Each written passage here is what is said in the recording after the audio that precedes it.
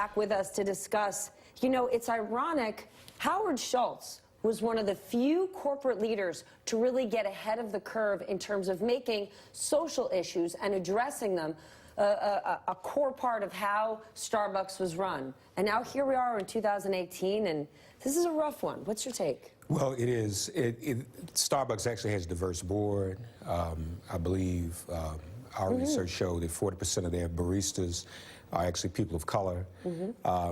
But they won't share, and this needs to come out. We need to talk about this. They don't release their information as to how many of their managers are African American and people of color, how many licensees, because it's not a franchise. That's a great point. How many licensees are African American and people of color? We need to know that.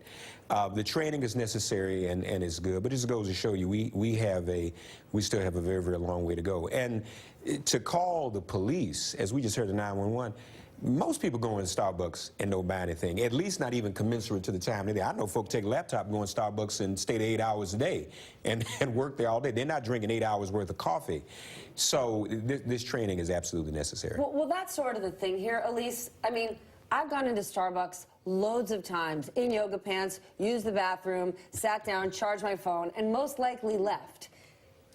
Did the store manager, sure, they could, on one level they could say they're adhering to company policy. The company is you got to buy something, but they don't really put this policy in place with a lot of the people who are there. Well, I think the harsh reality is that this problem is so much bigger than Starbucks, and that it's this daily indignity and inequality that exists for far too many Americans in this country. And it's something that I, as a white American, need to be more cognizant of, and everyone needs to be more aware of, quite frankly, because it's unacceptable that this entrenched racism has seeped into so many levels of our society to the point where the police are brought in to aid and abet it. Okay, I want to share. Well, then could there be a silver lining here that with leadership like Howard Schultz, this problem that goes far beyond Starbucks, could this be a moment where we're forced to stop and they're saying we're going to spend a day focusing on this, that maybe others will follow suit?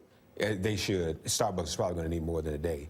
But others should precisely do just that. A lot of corporations, a lot of businesses would be served well by having this type of diversity awareness and sensitivity training. I've led some sessions myself in the past. You know, it's interesting, we're just a few days removed from Jackie Robinson Day. His first job out of baseball was in coffee with Chock full of nuts. He was the first black vice president of a national corporation. But even though he was Jackie Robinson, he was profiled. He was manhandled by the police once after baseball. Somebody had to say, hey, that's Jackie Robinson. It's a great deal of unconscious bias. I was in line just this morning somewhere, and two people literally walked in front of me in line, like I wasn't there, like I was his glass as his table. What'd you do? Well, we have to deal with those indignities as black people all the time. I wanted to be silent, but I finally said, you all don't see me standing here, and the man was embarrassed. The young lady tried to excuse her. Well, I was here before you. She clearly wasn't. I was 10 minutes earlier than her. But I mean, those are types of things that go on. And in spite of the fact that we've had an African-American president, in spite of all the gains that have been made, something has to be done, and people need to be more aware. Those two people were truly unconscious of my presence, and that's the unconscious bias. The other thing I'd say very quickly, the police. In a lot of situations, police diffuse situations. Or why didn't they ask everyone what happened here? They could have diffused it. But you even have the problem, police chief is black. I don't excuse him for that, because a lot of police officers are more blue than black. And in that particular case, he knew good and well there was no reason for them to be arrested. And with all the other incidents we've seen with police, we all should be thankful that at least they weren't shot and killed.